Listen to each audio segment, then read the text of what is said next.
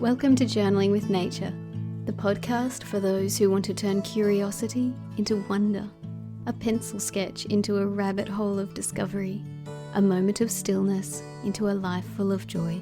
I'm your host, Bethan Burton. Let's open the pages of our nature journals and explore this world together. Hello, this is episode 11. Today my guest is Fiona Gillogly, a deeply inspiring 17-year-old nature journaler who takes the act of asking questions to a new level in her journal. Beginning with a simple observation, Fiona lets her curiosity guide her deeper and deeper into discovery, asking a series of questions that build on each other, forming chains of questions that fill her pages. Come with me as we get to know more about Fiona and her nature journal practice.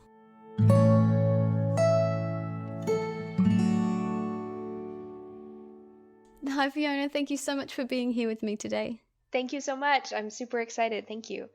So I'd love to start by winding back and talking about nature in your childhood. I know that people who love nature seem to have formative nature experiences, and I'd love to know about your childhood and nature.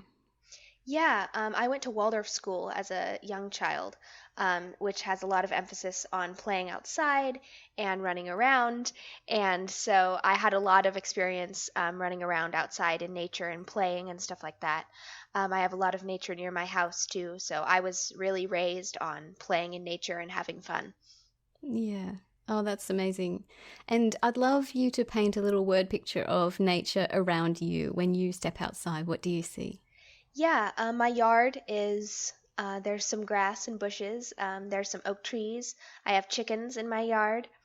My family has a garden that's really beautiful that I draw a lot of things from. And there's also some trails near my house that are through beautiful oak woodlands and stuff like that.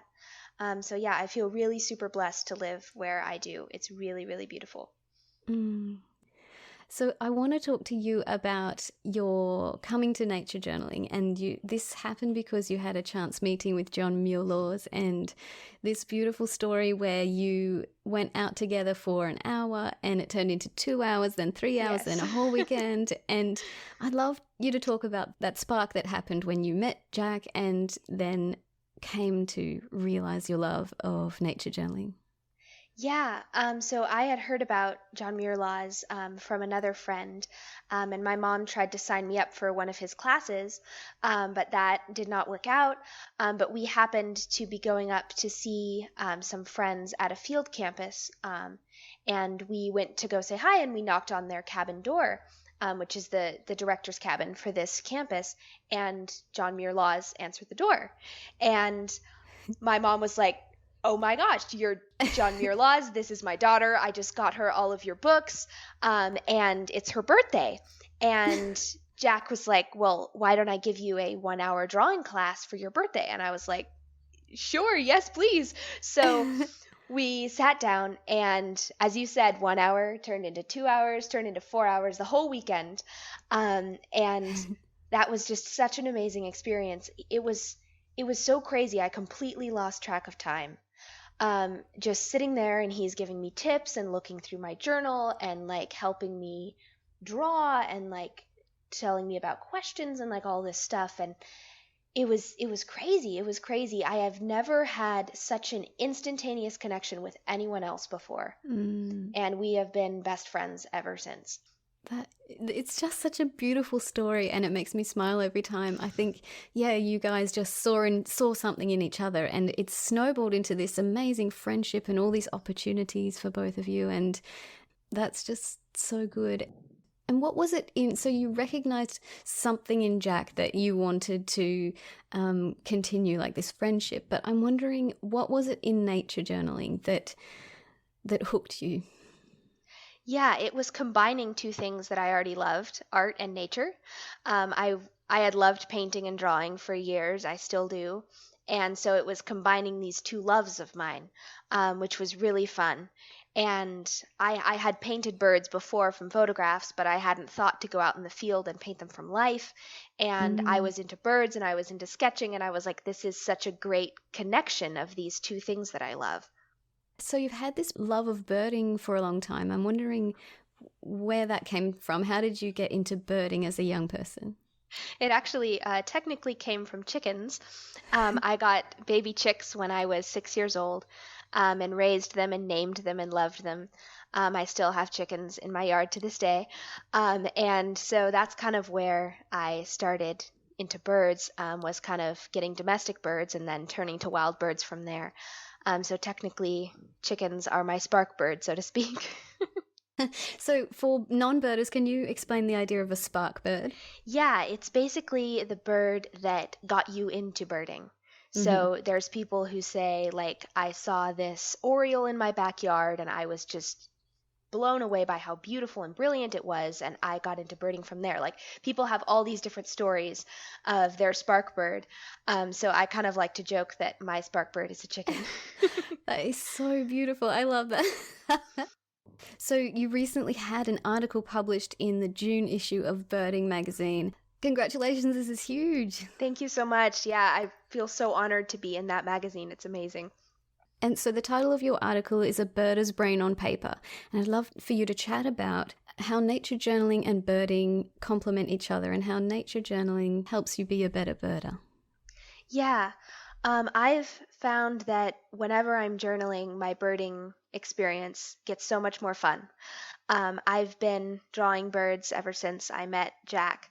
And so it's just so fun because you get this connection with the bird. You're sitting there longer, you're staying there longer, and looking at this bird for a longer time. And so you develop this connection with this bird, because you're not just looking at it through binoculars, identifying it, and moving on. You're sitting down and watching it for a while and sketching it and seeing its behavior and its call, and it just has helped me have an appreciation for even the common birds, that are just in my yard every day. And it's helped me understand that they are beautiful too, and you don't have to go look for the rare birds. And so it's helped me slow down my birding too. A lot of stuff in the birding community is a very fast-paced kind of thing. And so it's really helped me to slow down and see the beauty in the ordinary just by sitting and looking longer. Yeah, that's really important, I think, to value the birds that people almost don't even see anymore because, you know, they're too common or they're just part of every day. And it's wonderful that you can still do that, or even it sounds like maybe you especially look at those really common ones. Yeah, it's cool because you can find out new things that you've never noticed about them before just by sitting and looking at them for a while. Like, they'll do a behavior that you've never seen, or like, anyway, it's just really cool. It's really cool. In the article, you mentioned as well that being an artist or having an artist's eye helps you be a better birder. And you talked about at your feeder watching two yellow birds of different species and thinking in your mind, oh, I would mix, in which pigments you'd mix from your watercolor palette to paint these birds. And I'd love to hear a little bit about looking at the world with an artist's eye. Yeah, I definitely have started to think of colors in terms of the watercolor palette that I use. And that's for birds, that's really for anything. Is that I've started to like use the names of the colors in my palette to name colors in nature, which has really helped me for like nuanced colors and things. I'd think to myself, like, how would I mix that color? How would I paint that bird? And it's really helped me with identification and stuff like that. So yeah, it's been really fun. You're just an inspiration, by the way. I just want to pop that in here right now. And so you're famous for asking questions. This is your... Yeah. This is when anyone thinks of Fiona Gillogly, they think of questions because you have this way of making a journal page that is just covered in questions. You might have a drawing and some words, but then it's just questions, questions, questions. You have bubble question marks everywhere and lines going from question to question. And I'd love for you to talk about this, how it started, how you began to journal in this way, and also about what you have come to call question chains. Yeah, so I've started asking questions a long time ago. I didn't initially start journaling by asking questions. That wasn't originally my practice because I had come from a art background, so I hadn't really thought of like writing in my nature journal necessarily. But I did start asking questions. I think in my second nature journal was when I asked my first question with the little bubble question mark. Mm. And yeah, it kind of took off. I started um, realizing like I couldn't just ask one question and then another question separate. Like they flowed together and Mm. like they made sense in this sort of like here's my mental pathway of how I got here. And they didn't make sense if they were just all over the page in all different places. So I started connecting them with little arrows. Questions that came from other questions or hypotheses and stuff like that. And so that's kind of where the question chains came from. So now I kind of connect all my questions in these kind of little roads all over my page of like my mental pathways and how I came to these different questions and stuff like that. So I've been asking questions in these little chains for quite some time. I recently kind of made a little switch because I was filling my page with so much writing that it was like running into each other and I couldn't even read it anymore. So I switched to a smaller pencil and I sort of put a little bit of air between my questions, which makes them take up more room, but I can also read them later. So that's nice. But yeah, it sort of evolved into this like solid letter, like just letters and bubble question marks in like ways that like I couldn't even remember what I was doing. So yeah, I recently kind of made that switch to a smaller pencil, but yeah, they've evolved. They've evolved and they're kind of cool. I really like how they work.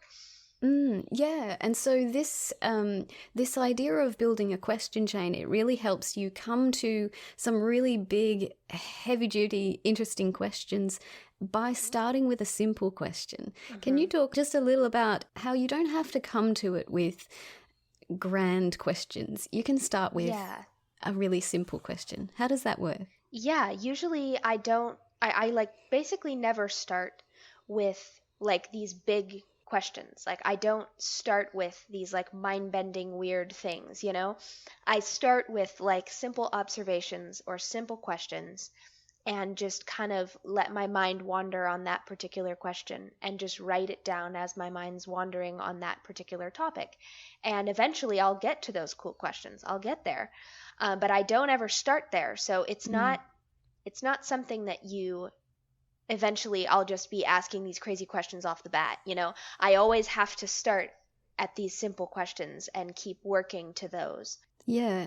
So it doesn't have to be intimidating. Like people don't have to Right. sit down with their journal and think, oh, I have to come up with a Right. question that will change the world. You just have to say, what is that? Or why is it like Right. that? Why is it? Yeah. Yeah.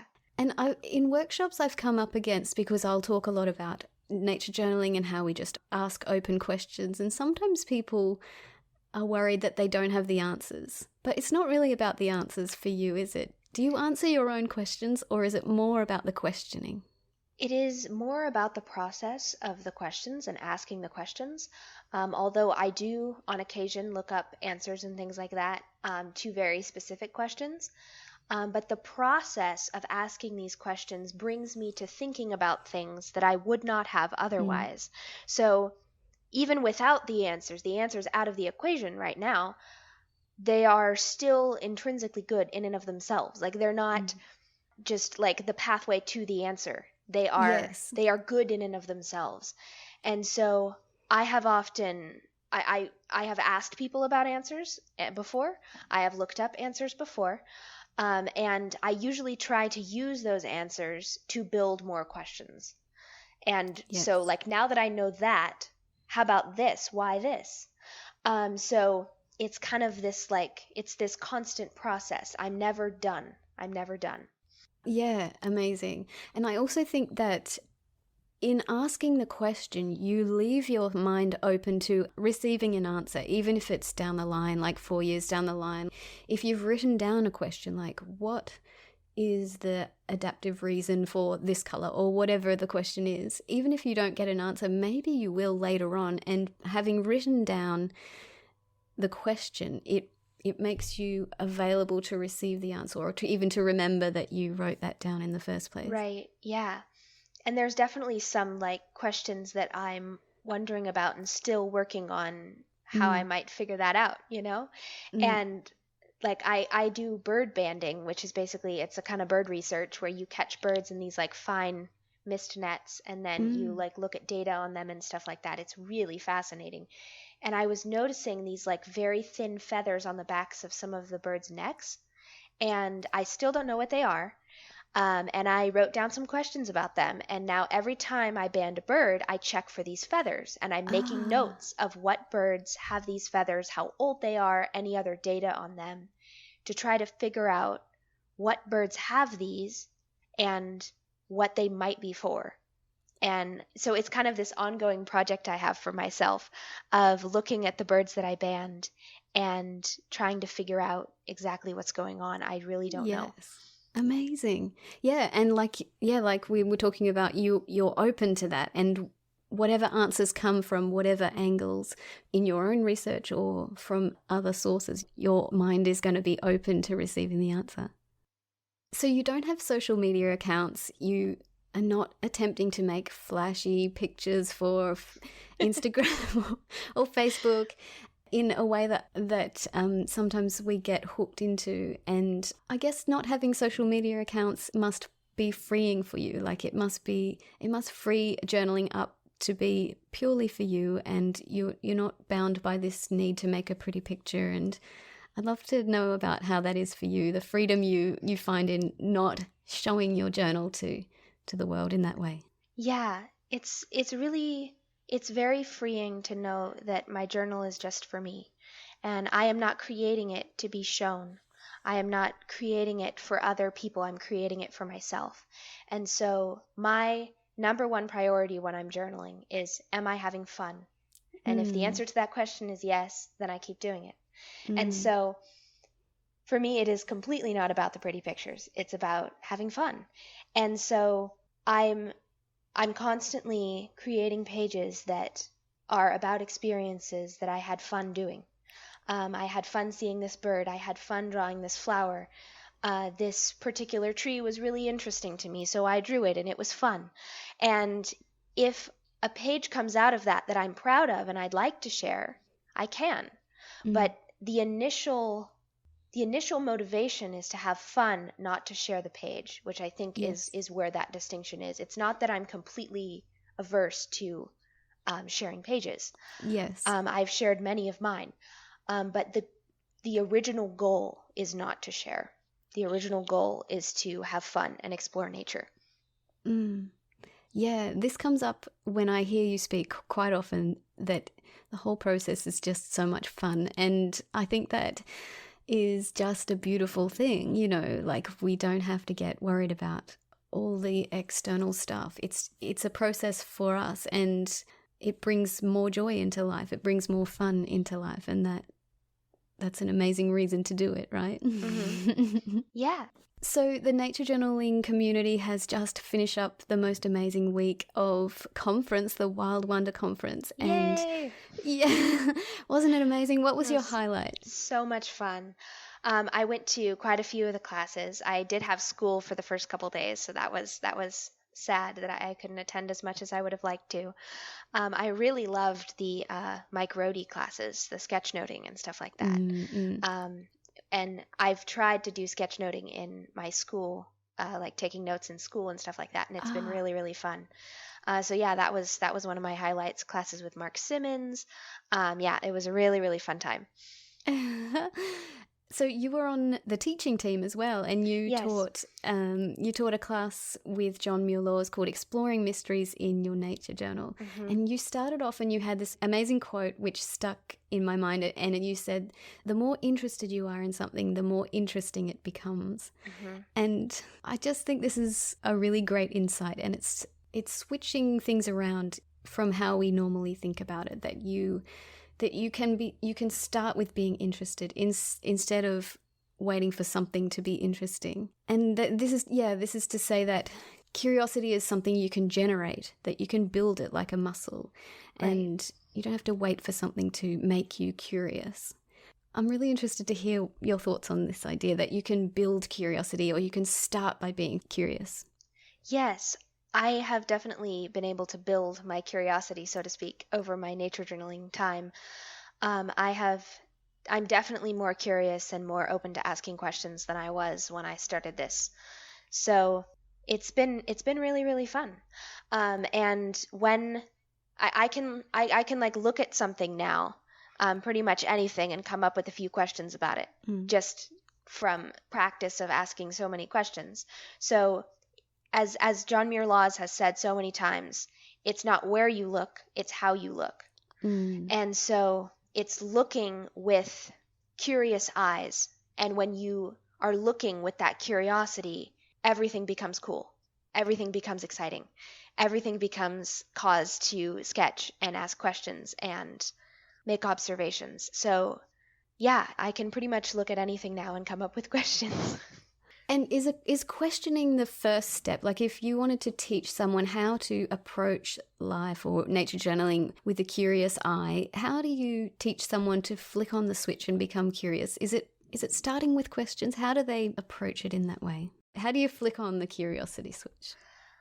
It's basically permanently on now. Okay. I'm not sure exactly when it was flipped on for me. It was sort of a gradual path to like where I am now, and I'm not done Yes. either. But yeah, I would just sit down and just start wondering about things. Just if there's something that catches your attention that makes you go, oh, that's weird, like say, oh, yes, that. Why is that? That's a great way to start. Just look at something, and anything that makes you go, huh, that's funny. That's like the beginning. That's the beginning. Yeah. As Isaac Asimov says, the most exciting phrase to hear in science, the one that heralds new discoveries, is not eureka, but that's funny. I haven't heard that before. I have that quote on the front of my journal because I love it so much. Yeah, that's so good. Like it just needs to start, and then you can tumble down into that rabbit hole. Yeah. So good. I've heard you talk about how nature journaling and this idea of like asking questions and switching on curiosity has changed the way you interact with the wider world. Can you talk a little bit about how nature journaling is sort of informing and changing the way you interact as a human in this world? Yeah, especially with the questions. I have really seen that I am more comfortable asking questions now than I was before, and that has helped in the classroom. It's helped everywhere, and it's really beautiful because I feel like questions are so important, and I didn't realize how important they were before, and now I can ask questions and I don't feel like I'm going to look stupid anymore. Yes. Because like often people will say like, well, I'm not going to ask questions. I don't want to look stupid, because our culture has such an emphasis on if you are asking questions you don't know, and if you don't know, you are stupid. So there's that idea in our culture, and it's really sad. And so if we move away from that as much as we can, and that not knowing is just a step on the way to knowing, and that's okay. And you can be there, and there are many things we don't know. And just because you don't know doesn't mean you're stupid. And so kind of realizing that for myself has helped me feel more comfortable asking questions everywhere, which is super important. It's super important to ask questions, and I had no idea how important that was until I started journaling, and then I started feeling more comfortable, and then I was like, wow, I can learn so much more by asking questions. And also the teachers love it too, because when you ask questions, they're like, oh, you care, you want to learn, you want to learn about this. And I didn't even realize that was a connection. I didn't realize that they see it as asking questions means I want more. I want to learn more. And they're there to teach you. That's what they want. So that's also been really fun. That's so interesting, isn't it? Because, yeah, like you say, we have this idea that if you ask questions, you're unintelligent or whatever, but it's actually the opposite. You're saying, my mind is open. I'm ready to receive information. And obviously the teachers get a buzz from that because their job is to impart information to you, or to, maybe not impart information, but help you learn, help you expand your mind. Yeah. Students that really care are rare. Yes. It's rare to find a student who is really dedicated and really cares. So showing that you are that kind of student is really cool, and the teachers really love it. Speaking about this, I'm interested to hear your thoughts, because most young people aren't like you. Most young people aren't speaking at international conferences or having articles published in respected birding magazines. Do you think we are underestimating young people? I'm interested to hear your thoughts on what we expect of young people and what you are capable of, because you're just a shining example of what a young person can be, and I'm interested to know about that. Yeah, there's a lot of really inspiring young people out there. There's a lot of people that inspire me, that we are a force all our own. Yes. And I feel like there's a lot of people who underestimate us. And I feel like there is a lot we can do. There is a lot we can do, and there's a lot we have done. And so I feel like my generation is not a lost cause, and we will be okay. We will help ourselves, and I believe in my generation. I think we will do well. I really think that looking at you, you've had this amazing schooling in the Waldorf tradition, and obviously your family give you a lot of support to say you can. Of course you can speak at an international conference. Of course you can write for this magazine. If we support young people and say, of course you can, we're listening to you because you have amazing things to say. I think when you support young people, and you obviously receive that from your education and from your parents, the idea that, yeah, of course, we want to listen to you because you're amazing. And maybe that's what other young people just need, someone to say, yeah, let's listen to you because you've got something to say. Yeah, like someone to say, you can change the world, you can do it, and here's some ways. You can start here. You don't have to immediately burst forth on the world and change the whole world immediately. You start small and you grow, and that's okay. I think a lot of my generation, some of my friends have just said it's pointless. There's nothing I can do. And I feel like that's what needs to change. We need to realize that there is things we can do, and they can be small, and that's okay. They can grow, and we can become a force all our own. Absolutely. Do you have young people your own age that you nature journal with, or do you mostly do it by yourself? I have a few friends that journal with me. My other friends kind of see it as cool. They think, oh, that's cool. They sometimes come with me on bird walks and things like that. But yeah, I do not have a lot of people that journal with me, but I think they see the importance of it. Yeah. You are 17, you're on the cusp of that moving from school to a new life direction. What are your plans? And I'm wondering what's next for you after school, and whether you want nature journaling to be part of your future career, or if you'll just keep it as something personal for you. Yeah, I'm not really sure. I would love to go into some kind of bird research of some kind. I'm just fascinated by all the research that has gone on, on the seabird islands and bird banding and all that kind of stuff. I'm fascinated by the data and the research and all that. So I would really love to do something down those lines, which journaling would definitely help that. And I think maybe also potentially teaching nature journaling, maybe helping to get it more into the mainstream would be nice. We'll see. I'm not sure exactly where I'm going, but I definitely want to do something down the lines of conservation, something down the lines of research, birds, something in nature for sure.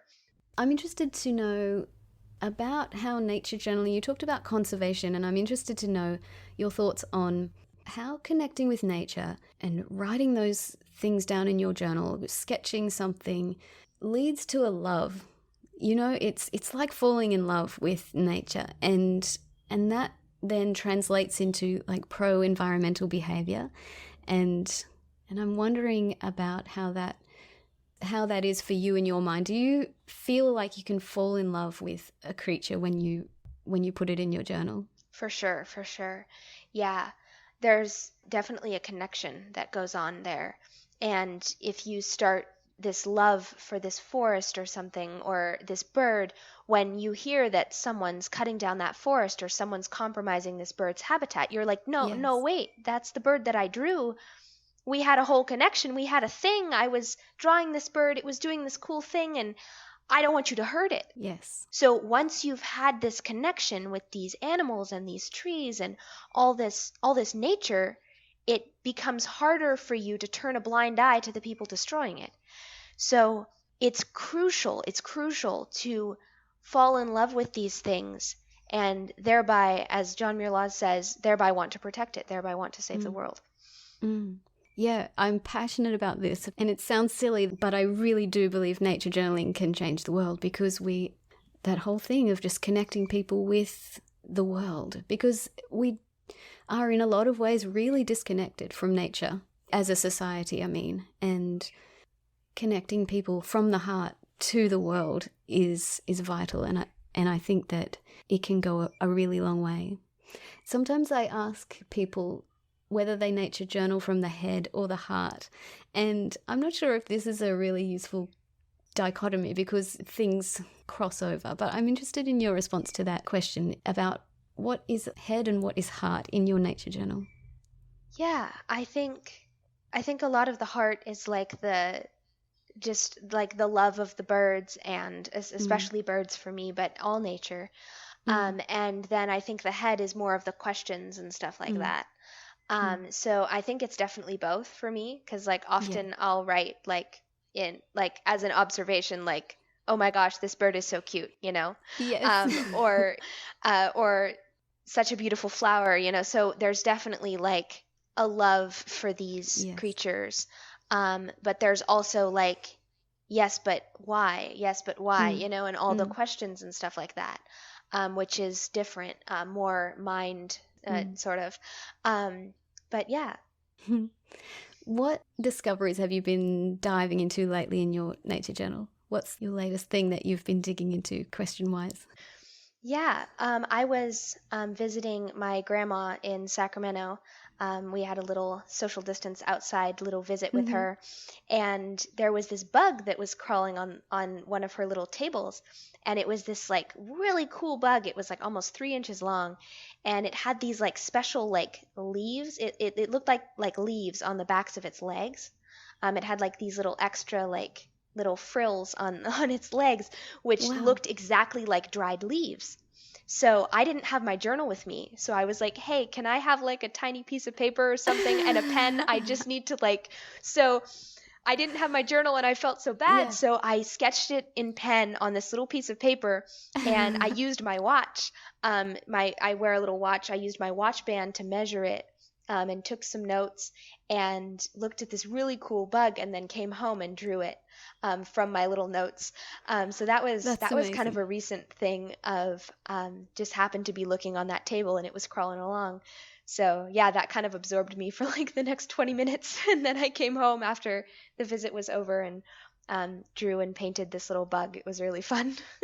I love that you just, quick, I need a piece of paper. I was like, hey, could I borrow a pen? I need to draw this little guy. I love it. And you told some stories at the Wild Wonder conference as well about having these opportunities that just pop up, that Hmm. you'll be driving with your mum and you'll say, quick, stop, I need to nature journal Right, this on the yeah. side of the road. Can you talk about that, how sometimes nature journaling just grabs you in the middle of normal life? Yeah. Yes, I'm very thankful to my mom because she pulls over when I ask, and she's willing to stop the car, and pull over and let me sketch. But yeah, like we'll be driving down the road and I'll be looking out the window, and if there's like something really crazy, like there was a leopard lily, that I really wanted to draw, and I was like, "Hey, mom, could you turn around and pull off? There's a little spot on the road, and there's this beautiful flower. Would you mind if we like pulled off for like 10 minutes? I just want to sketch it." And she pulls off, and I love her so much. That's beautiful. It's great that you've got such a supportive family that they're just behind you with the nature journaling and the birding and the whole thing. Yeah. Have you found that COVID has changed things for you in terms of the way you're nature journaling, or is it pretty much the same as before? It's similar and different in both ways. I have trails Mm. near my house that a lot of my nature adventures take place on those trails. That is the set for many, many adventures. But yeah, so I've been going on lots more walks on those trails near my house, which has been really nice, and exploring more what's right next to me as opposed to like going out for trips and things like that like I used Mm. to. So yeah, that's changed a little bit. But in terms of like whether I'm journaling or not, like not really. Yeah. I'm still journaling about as much as I was. Um, maybe a little bit less just with online school and all that kind of stuff, Yes, it's which complicated, isn't has it? been eating my life slowly. Yeah, for someone who doesn't like screens or isn't connected with screens, this must have Yes. been a real big change. It was a big change. Yes, it was. And now I'm all tech savvy with turning in all my assignments and stuff. But it's been weird. It's been really weird. Um, Mm-mm. living in that world of technology and learning all these new things. It was definitely a huge learning curve initially, Mm. but now it's kind of second nature. I feel like the nature journaling community is growing really fast. Do you feel that? I feel like there's just a real buzz around it now, and I'm not sure if that's because of COVID, like people are needing something external to nourish them away from the screen, or do you feel that the Yeah, nature journaling thing has a buzz right now? yeah, I feel like it's really grown. I feel like a lot of people are sitting at home like, I don't know what to do. I'm bored. Mm, I'm sad. I'm frustrated with everything that's mm, going on. And they want something to keep them company. They want something to do. mm, And so nature journaling is perfect for that. Because you can go out just you. You don't have to be in a group. You don't have to go anywhere. You can just go right out in your backyard and just sit down and start journaling. And it's just something that's really accessible for people and a mm, really great way to connect with the natural world, which we all need. mm. Yeah. Fiona, thank you so much for talking with me today. You're an absolute inspiration in every way, and just seeing your smiling face and hearing your enthusiasm and words about nature journaling has been just a joy. So thank you so much. Thank you so much for having me.